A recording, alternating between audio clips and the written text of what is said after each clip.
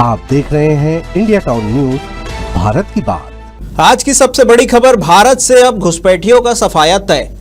छत्तीसगढ़ से लेकर पूरे देश में अवैध रूप से रह रहे पाकिस्तानी और बांग्लादेशी रोहिंग्याओं नागरिकों के खिलाफ बड़ा अभियान छेड़ दिया गया है। सरकार ने साफ कर दिया है, अब देश में अवैध नागरिकों के लिए कोई जगह नहीं है। नमस्कार, मैं हूं सुधीर मिश्रा और आप देखना शुरू कर चुके हैं इंडिया टाउन न्यूज।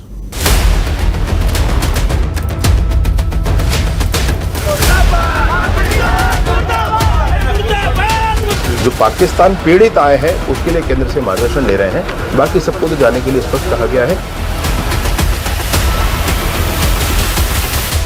छत्तीसगढ़ से बड़ी अपडेट है। यहां 1800 से ज्यादा बांग्लादेशी घुसपैठियों की पहचान हो चुकी है।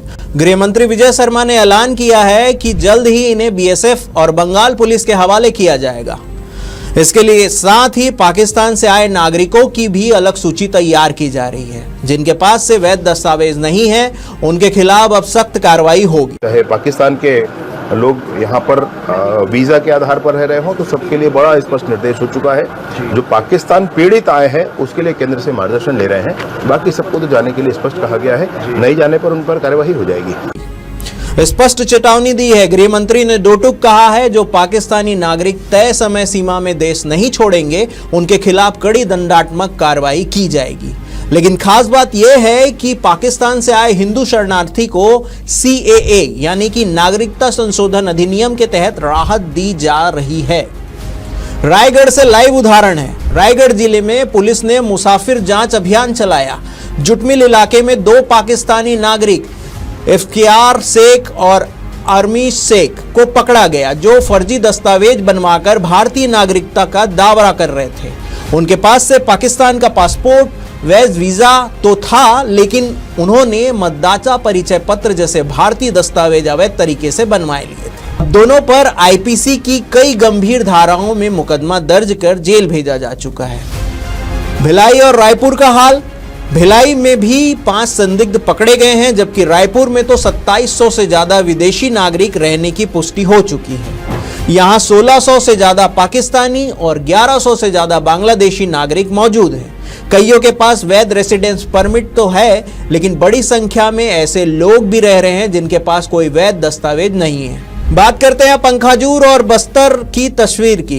पंखाजूर जैसे इलाकों में तो 133 गांव ऐसे हैं जहां पूरी तरह से बांग्लादेशी शरणार्थी बसे हुए हैं। यह स्थिति 1979 से चली आ रही है, लेकिन अब सरकार ने इन सभी मामलों पर सख्त रवैया अपनाने का फैसला लिया है। पुलिस का बड़ा अभियान। रायगढ़ पुलिस में मुसाफिर जांच अभियान के तहत पूंजी पथरा और कोतवाली क्षेत्र में 37 संदिग्ध व्यक्तियों को पकड़ा।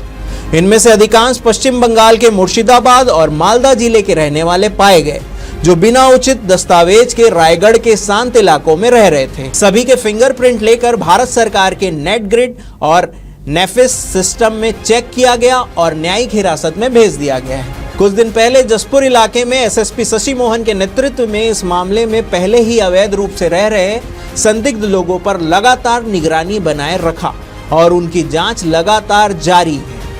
इसी प्रकार राजनांदगांव के SP मोहित गर्ग ने कहा कि आसपास के जगह में सर्चिंग जारी है, अभी तक कोई भी इस तरह का नागरिक की पहचान नहीं हो पाई है। तो इससे साफ है, भारत अब अवैध घुसपैठियों के खिलाफ निर्णायक लड़ाई के मूड में है। जो वैध है उसे संरक्षण मिलेगा, लेकिन जो अवैध है उसे देश छोड़ना ही पड़ेगा। यह सिर्फ कानून का सवाल नहीं, बल्कि देश की सुरक्षा और संप्रभुता का भी सवाल है। आपका क्या कहना है? क्या सरकार का यह कदम सही दिशा में है? अपने विचार हमें कमेंट में जरूर बताइएगा।